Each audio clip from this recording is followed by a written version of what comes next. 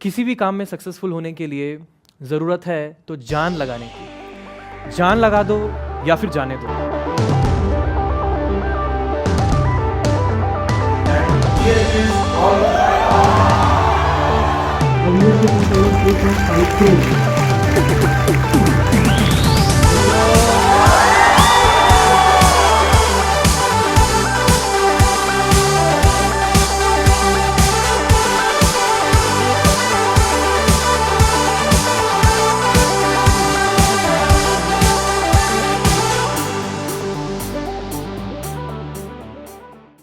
देखिए, working professionals के लिए जो बेस्ट तरीका हो सकता है, बेस्ट शेड्यूल हो सकता है, अब ऐसे में दो तरह के वर्किंग प्रोफेशनल्स होते हैं जो कि फुल टाइम वर्क कर रहे हैं, 8 से 9 घंटे की जॉब है, या फिर वो पार्ट टाइमर्स हो सकते हैं जिनको 3, 4, 5 घंटे तक के डेली देना पड़ता है। ऐसे लोग किस तरीके से अपनी पढ़ाई कर सकते हैं अलॉन्ग विद द जॉब, इसके अलावे हम लोग ये भी बात करने वाले हैं कि वर्किंग प्रोफेशनल्स को किन किन बातों का ध्यान रखना चाहिए during their course of preparation, कहाँ कहाँ गलतियाँ होती हैं जब हम काम कर रहे होते हैं और साथ साथ अपने काम के साथ पढ़ाई भी कर रहे होते हैं, गलतियाँ कहाँ कहाँ होती हैं। इसके अलावे किस तरह के जॉब करने चाहिए, and should you switch your job for your studies, and which kind of jobs are basically very very good for your studies point of view. तो यहाँ पे ना हम लोग एक जनरल बहुत अच्छी इंपॉर्टेंट टॉक करने वाले हैं। सबसे पहले मैंने बहुत सारे पॉइंट्स लिख रखे हैं। सबसे पहली चीज़ ये है कि वर्किंग प्रोफेशनल्स की अगर बात करो तो एक छोटा मोटा कैलकुलेशन अपन लेते हैं, अपन एक ऐसा बस बातें करते हैं कि देखिए, होता ये है कि आपके 8 आवर्स तो जाएंगे ही जाएंगे जॉब में, ठीक है। बीच में ब्रेक का टाइम भी आप लोग ले सकते हो। कभी कभी किसी को अगर मान लो जूम मीटिंग में अगर जॉब चल रही है, माइक्रोसॉफ्ट टीम्स में चल रही है, तो you have to be present there, you have to be in well dressed manner, तो उसकी प्रिपरेशन करना, फिर बीच में लंच ब्रेक का जाना, तो 9 घंटे भी चले जाते हैं। वर्क फ्रॉम होम आप लोग कर रहे हो, 9 घंटे भी चले जाते हैं। अगर वर्क फ्रॉम होम नहीं भी कर रहे हो तो आसपास की जॉब वगैरह है तो 9 आवर्स तो मान सकते हो जॉब में जाएंगे ही जाएंगे, पक्की बात है, राइट। इसके अलावे होगा ये कि जैसे आपका नींद तो आपको लेनी है 7 आवर्स की, ठीक है, और उसके अलावा 2 घंटे आपके बाकी के टाइम के जो खाने पीने, मॉर्निंग का ब्रेकफास्ट, खुद के कुछ हल्के फुल्के काम होते हैं, राइट, और उसके बाद इवनिंग में अपना कुछ टाइम, तो 2 से ढाई 3 घंटे, चलो maximum 3 hours. That simply implies that 8 hours, 9 hours of your job, 7 hours of your sleep, that is 16, and 3 hours for your self, for various other things, ठीक है। बहुत सारी चीज़ें होती है दिन भर में, जब हम एक लेवल पे पहुंच जाते हैं, जॉब वॉब वगैरह तक के पहुंच जाते हैं। घर की भी कभी कभी कोई रिस्पॉन्सिबिलिटी हो सकती है, थोड़ा बहुत अगर घर वाले काम बोल दिए कि बेटा ये करके आ जा, थोड़ी मना कर दोगे कि नहीं जाएंगे, राइट। तो it's like very much natural कि करना पड़ता है। तो यहाँ पे हो गए आपके, कितना बताया मैंने, 8 9 घंटे और 7 घंटे, 16 और 3 19 घंटे। Still you are remaining with 5 hours, right. If you are preparing for, देखिए मैं बहुत फ्रैंकली बात कर रहा हूँ, ठीक है, मेरे को बड़ा भाई समझो आप लोग। अगर आप लोग यूपीएससी का civil services exam class 1, GATE का एग्ज़ाम, ठीक है, और जिसमें कि सिलेबस है बहुत ज़्यादा, इंजीनियरिंग सर्विसेज का एग्ज़ाम, अगर आप इन एग्ज़ाम्स की प्रिपरेशन कर रहे हो जिनमें सिलेबस भी बहुत ज़्यादा है, लेवल ऑफ एफर्ट भी बहुत ज़्यादा देना है, तो ऐसे में अगर आपको इन एग्जाम्स को क्लियर करना है तो make sure that you have sufficient amount of time remaining. जैसे कि अभी अगर मैं वीडियो बना रहा हूँ और 2-3 महीने के बाद अगर आपका प्री है या फिर गेट का एग्जाम है, इस तरह का कुछ है, तो 2-3 महीने का यू कैन नॉट एक्सपेक्ट कि आज मैं स्टार्ट करूंगा और 5-5 घंटे रोज दूंगा तो मैं 2-3 घंटे में रेडी हो जाऊंगा। No, you have to have a long term planning first of all. हाँ, अगर आपके एग्जाम्स इस तरीके के हैं जैसे आरआरबी एनटीपीसी है जिसका सिलेबस ही 200-250 घंटे का है, राइट, तो अगर आप 5-5 घंटे रोज भी अच्छे से डिवोट करते हैं, और उसमें अगर मैं एक दिन ये भी मान लेता हूँ कि चलो हाफ डे आपने ब्रेक ले लिया, जैसे एक दिन तो आपकी जॉब से छुट्टी रहेगी ही रहेगी, वो आपको पूरा पूरा टाइम मिल गया, और उसके अलावा आपने हाफ डे और ब्रेक ले लिया, तो चलो आपने उस दिन ज़्यादा कुछ पढ़ाई नहीं किया, 2.5-3 घंटे 4 घंटे किसी संडे वनडे को ऐसे पढ़ाई की, तो you are sufficiently getting 5-6 30 32 33 hours per week. 6 दिन जो अपने मंडे से सैटरडे वाले और संडे का जो एक दिन होगा 2-3 घंटे उसके भी, तो 33 आवर्स तो आपको इजीली मिल रहे हैं। तो अगर आपका 200-250 घंटे का सिलेबस है, so in one month you are getting approximately 132 hours, 33 into 4 132 hours, right. 132 hours you are getting, so in 2 to 3 months you can easily cover up your syllabus. आप अपने सिलेबस को easily कवर कर सकते हो. लेकिन मेरा एक बहुत ही बड़ा भाई सजेशन ये ले लो आप कि अगर आपका कोई बड़ा एग्ज़ाम है, आपके एस्पिरेशंस बड़े हैं, टाइम अभी कम है, तो ऐसे में अगर आप टेम्परली जॉब से लीव ले सकते हो, अगर आप टेम्परली कुछ मेडिकल लगा सकते हो, ठीक है, अपना कुछ ऐसा कुछ रीज़न वगैरह दे करके 2-3 महीने कम्प्लीटली कट ऑफ करके अगर कर सकते हो और मैनेज कर सकते हो, पैसे अगर मान लो आपको ज़रूरत पड़ती है, पैसे कहीं से मैनेज कर सकते हैं for just 2 to 3 months, then go ahead with your dreams. Alright. So वहाँ पे आपको ना इतना वंडर करने की ज़रूरत नहीं है कि मैं करूँ या ना करूँ. Take that first step, as simple as that. मेरी जो फर्स्ट जॉब कॉलेज के बाद जो मैंने लिया था, तो HAL का एग्ज़ाम क्लियर किया था, हिंदुस्तान एरोनॉटिक्स लिमिटेड.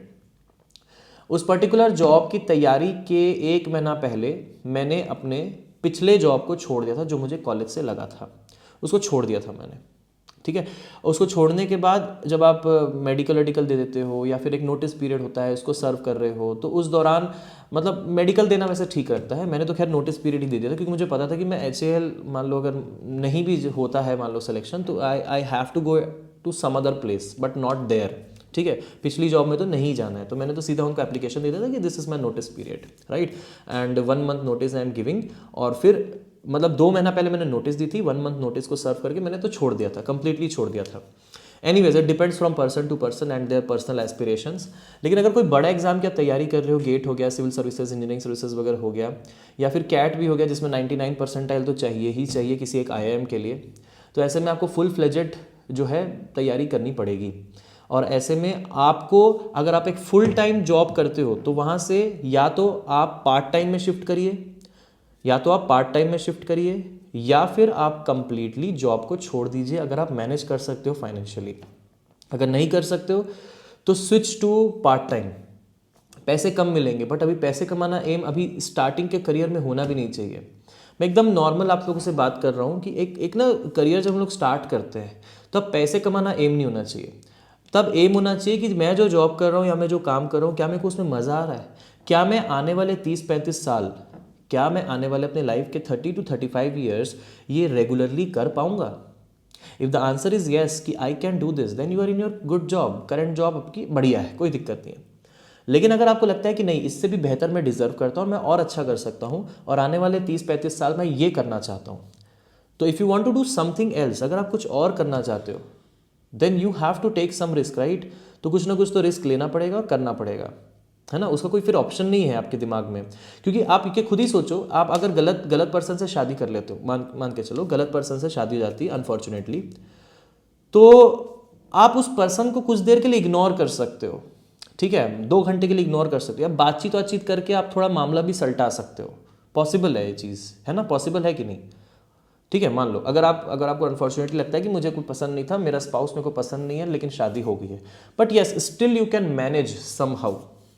बट अगर गलत करियर हो जाता है ना, इसका इम्पैक्ट आप पे तो पड़ेगा ही पड़ेगा, और वो ज़िंदगी भर पड़ेगा, और वो आपको रोजी रोटी ब्रेड एंड बटर के लिए करना पड़ेगा. तो आप खुद ही सोचिए कि आपको जो काम है वो करना पड़ेगा लेवल पे करना है या मुझे करना है वाले लेवल पे करना है. दोनों चीज़ों में ज़मीन आसमान का फ़र्क है. करना पड़ेगा वाले लोग सिर्फ करते हैं, लेकिन वो क्या होता है, काम में इतना अपना 100% नहीं दे पाते, और एक फ्रस्ट्रेशन अंदर डेवलप होकर रह जाता है. काम का जो फ्रस्ट्रेशन होता है, और किसी ने बॉस ने कुछ बोल दिया तो वो ऑलरेडी फ्रस्ट्रेटेड थे और फ्रस्ट्रेशन बिल्डअप होता है, वो घर पे आता है, फैमिली लाइफ ख़राब होती है, तो ओवरऑल पूरा मेंटल बैलेंस बिगड़ता है.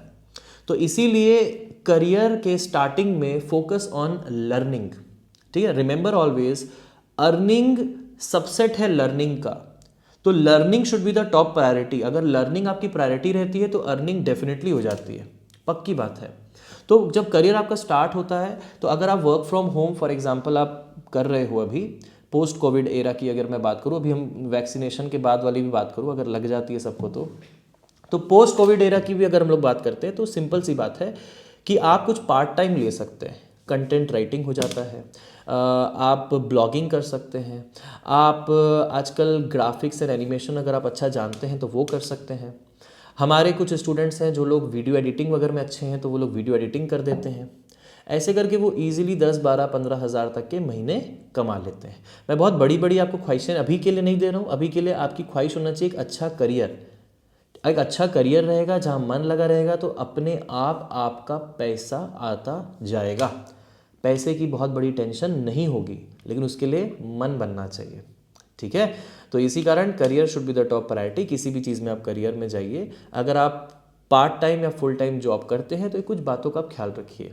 इस तरीके से आप अपनी चीज़ों को मैनेज कर सकते हैं। अगर रही बात टाइम टेबल की वर्किंग प्रोफेशनल्स के लिए, तो कोई भी इस तरह का फिक्स्ड टाइम टेबल नहीं होता है।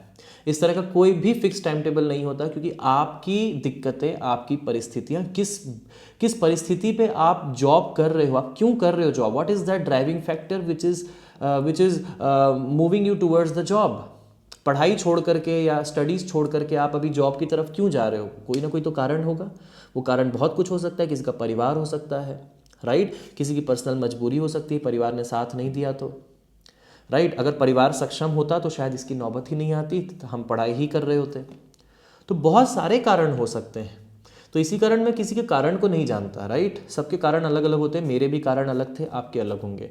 कोई लेकिन परफेक्ट टाइम नहीं है कि ये टाइम टेबल आपको फॉलो करना है। लेकिन वर्किंग प्रोफेशनल्स के लिए, जैसे मैंने एक स्कूल स्टूडेंट है या फिर जो घर में बैठ के सिर्फ और सिर्फ तैयारी कर रहा है डेडिकेटली, उसको कोई काम से कोई लेना देना नहीं है, तो ऐसे स्टूडेंट के लिए मैंने टाइम टेबल वाली वीडियो बनाई थी, ये वाली, जो कि बहुत चली। मतलब 5 लाख के आसपास व्यूज़ भी आए थे उसमें, 500,000 बहुत चली। वो इसलिए चली क्योंकि वो ऐसे लोगों के लिए थी जो लोग पूरा दिन घर बैठे रहते हैं, उनको कोई और काम नहीं करना है, तो उनके लिए वो टाइम टेबल वाली वीडियो बढ़िया थी।